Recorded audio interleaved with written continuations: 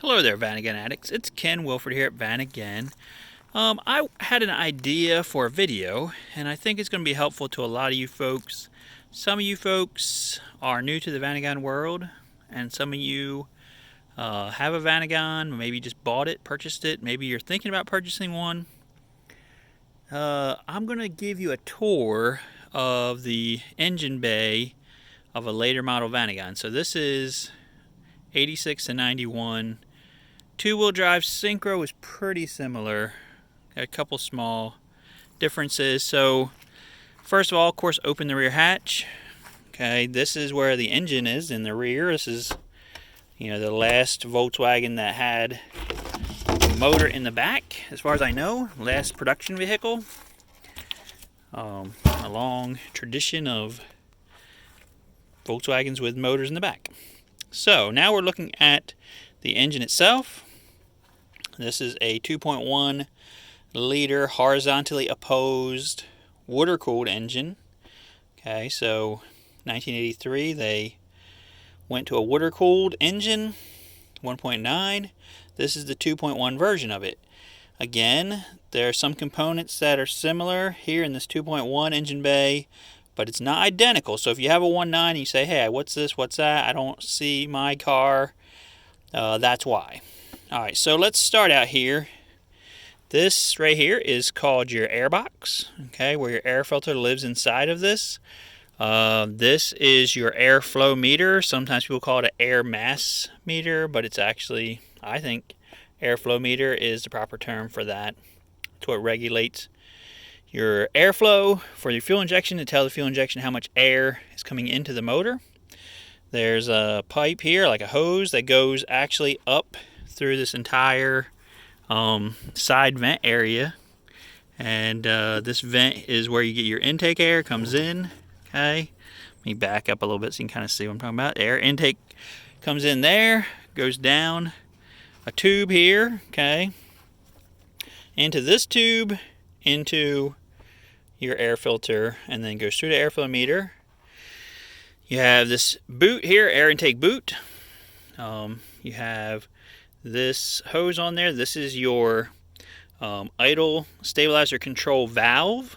Okay, it's what actually regulates intake, like vacuum or whatever you want to say, to make the idle higher or lower depending on what the engine needs at any given moment. Let's keep going. This is your throttle body here, and actually you can't really see it very well, or maybe at all, but right below the throttle body is a throttle body or throttle position switch. Okay, here in the center area, this black metal, that is what they call the air plenum, and that's where your air intake is part of your air intake. On either side, it's kind of hard to see because of all of the wiring and things in the way. Let me see if it's a little easier on this side. There's intake runners, okay, on either side that goes to the cylinder heads. That's how you get your intake air into your heads. Okay, so it goes to the center box, and then it's distributed on both sides, individual cylinders.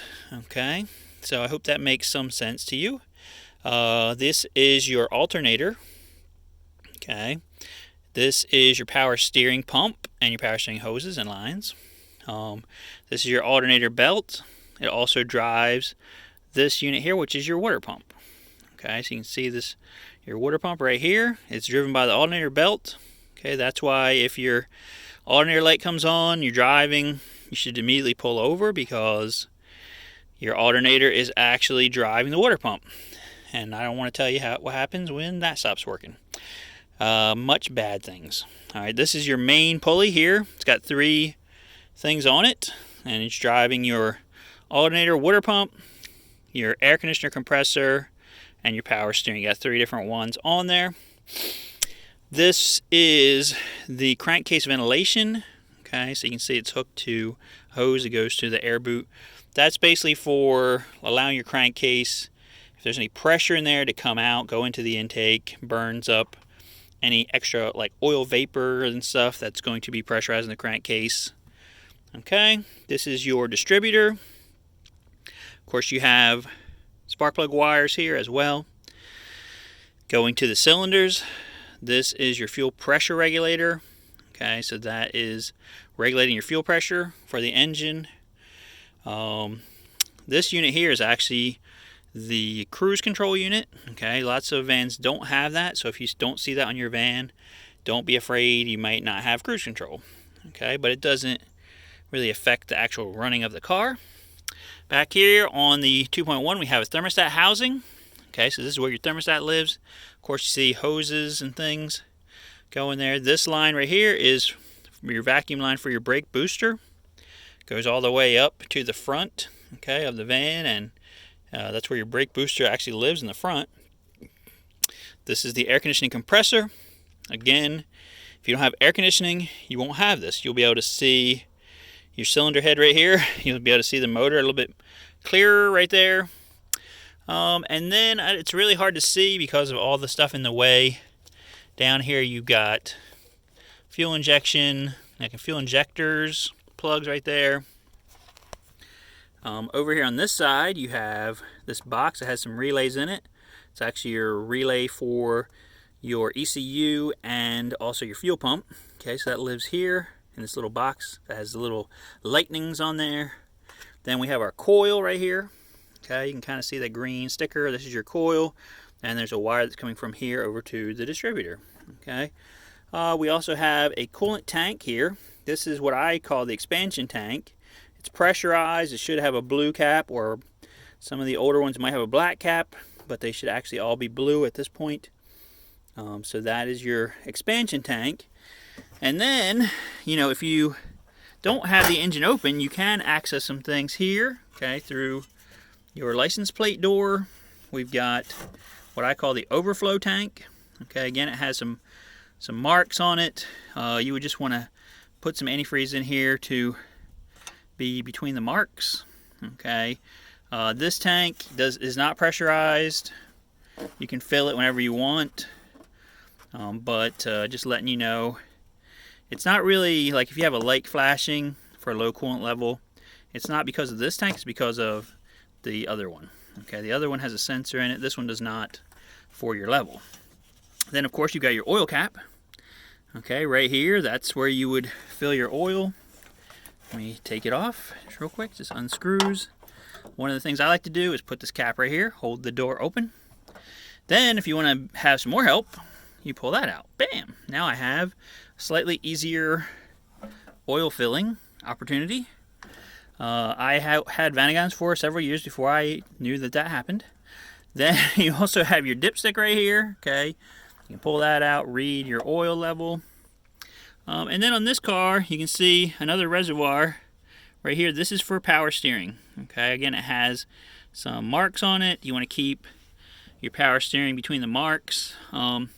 As far as the oil goes, 20W50 is what I like to recommend for the water boxer Vanagon. I also like to use Lucas oil stabilizer on it because a lot of them have some miles. It helps with startup. As far as your power steering goes, actually you're supposed to use automatic transmission fluid, which is Dexron Mercron. Okay, so if you go to Walmart, buy a little quart of that. It'll go a long way if you have a small power steering leak. Do not buy power steering fluid because that is not what it actually calls for. It calls for automatic transmission fluid, right? That makes perfect sense. Not really, but that's what Volkswagen calls for in this car. All right, also, as far as antifreeze goes, people ask me this all the time. It was a big deal back in the day. You can see they put a nice sticker on here about using phosphate-free antifreeze containing ethylene glycol, blah, blah, at your dealer.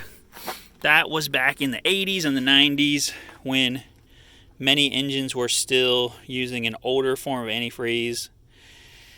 Nowadays, 99.9999999 engines have a mixture of aluminum and cast iron that requires them to use basically ethylene glycol base. So when antifreeze. So when you go to Walmart and you get Prestone premix, you get Walmart brand, you get Napa brand, you're getting the proper coolant. Okay, it doesn't actually have to be blue in color.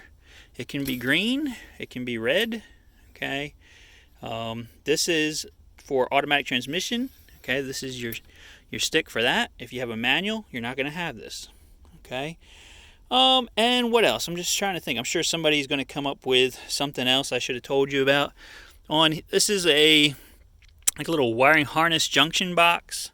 Really nothing you should have to deal with in your day-to-day life of the car. Okay. And let me go underneath here real fast, just because underneath here is where you're going to see your oil filter. Okay, so there's the oil filter there.